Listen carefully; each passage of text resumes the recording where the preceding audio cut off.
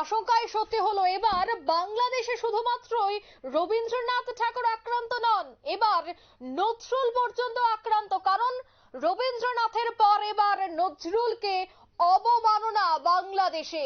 বাংলাদেশে ইউনূসের মৌলবাদীদের দ্বারা এবার অবমাননার শিকার নজরুল। ভাঙা হলো কবির গানের অনুপ্রেরণায় নির্মিত ভাস্কর্য। ঘটনা প্রকাশ্যে আসতেই তীব্র নিন্দার ঝড় উঠতে শুরু করে। রবীন্দ্রনাথের পর নজরুলকে নিয়ে কিন্তু এবার ছেলে খেলা চলছে বাংলাদেশে। যে বাংলাদেশে বর্তমানে ইউনূসের রীতিমতো অরাজকতা চলছে। ইউনূসকে নিয়ে যখন ইউনূসের যে বাংলাদেশে বর্তমানে দেখা যাচ্ছে যে প্রতিনিয়ত হয়রানির শিকার হচ্ছেন সেখানকার মানুষজন, তাতে কিন্তু বাদ যাচ্ছে না রবীন্দ্রনাথ নজরুলের মতো মানুষও। বাংলাদেশের জাতীয় কবি যাকে বলা হয় কাজী নজরুল ইসলাম, সেই বাংলাদেশের জাতীয় কবির একটি ভাস্কর্য ভাঙার ঘটনা কিন্তু ঘটেছে, যা নিয়ে তীব্র বিতর্ক এবং নিন্দা শুরু হয়েছে। জানা গেছে ময়মনসিংহের ত্রিশালে অবস্থিত নজরুল বিশ্ববিদ্যালয়ের অঞ্জলি লহমর নামের ভাস্কর্যটি ভেঙে ফেলা হয়েছে।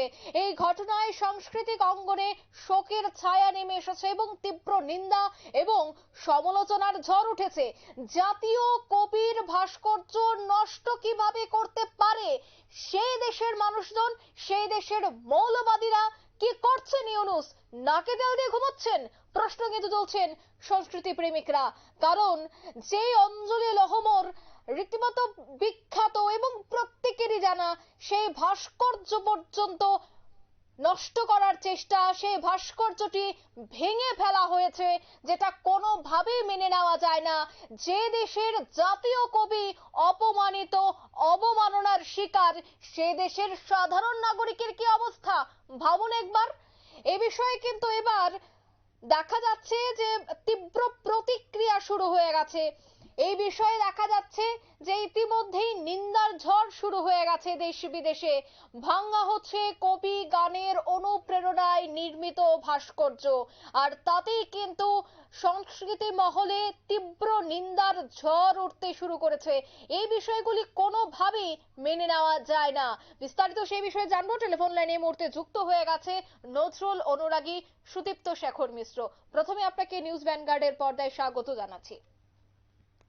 নমস্কার। নমস্কার। আর জাতীয় কবি অর্থাৎ বাংলাদেশের জাতীয় কবি হচ্ছেন কবি কাজী নজরুল ইসলাম, আর সেই জায়গায় জাতীয় কবিকে অবমাননা করা হচ্ছে, অপমান করা হচ্ছে। আপনি একজন সংস্কৃতি প্রেমী মানুষ, কি বলবেন এই বিষয়টা নিয়ে? এটা তো কোনোভাবেই মানা যায় না। রবীন্দ্রনাথের কাছারি বাড়িতে আক্রমণ আর কাজী নজরুলের জাতীয় কবি হওয়া সত্ত্বেও ওদের সম্মান কতটুকু সম্মান দিতে পেরেছে এই সরকার, সেটা আমরা সহজে অনুমান করতে পারছি। কারণ কাজী নজরুল ইসলাম আমাদের ভারতবর্ষে জন্মগ্রহণ করার পরেও ওখানে তিনি ইন্তেকাল ওখানে তার মহাপ্রয়াণ হয়েছিল। সেই সময় থেকেই তিনি জাতীয় কবি হিসেবে বাংলাদেশ তৎকালীন মুজিবুর রহমান উনি এই স্বীকৃতি দিয়েছিলেন। এইবার যা হলো, এবার যা শুনলাম ঘটনা, আগে শুনেছি, এতটাই লজ্জাজনক এবং ন্যাক্কারজনক এবং ধিক্কারজনক ঘটনা। কারণ নজরুল ইসলাম শুধুমাত্র আমাদের বাঙালি জাতির ঐতিহ্য নয়, পঞ্চকবির এক কবি, এবং নজরুল ইসলাম কে আমরা কদিন আগেও স্মরণ করলাম আমরা জন্মদিনে। তারপরেও দেখা যাচ্ছে যে এই বাংলাদেশ সরকার কাউকে ছাড়ছে না। তো এটা কি ওদের ওদের মনুষ্যত্বহীনতার পরিচয় নয়? নিশ্চিত মনুষ্যত্বহীনতা ওদের আছেই। মনুষ্যত্ব না ওরা, মানুষ হিসেবে তা পরিগণিত হওয়ার পদবাচ্য নয়। তাই এই ঘটনার তীব্র নিন্দা জানাচ্ছি, এবং শুধুমাত্র ভারতবর্ষ নয়, সমগ্র বিশ্বেই এই কাজী নজরুল ইসলামিক এই যে ঘটনা ঘটছে সেটা আমি তীব্র নিন্দা জানাই এবং ধিক্কার জানাই।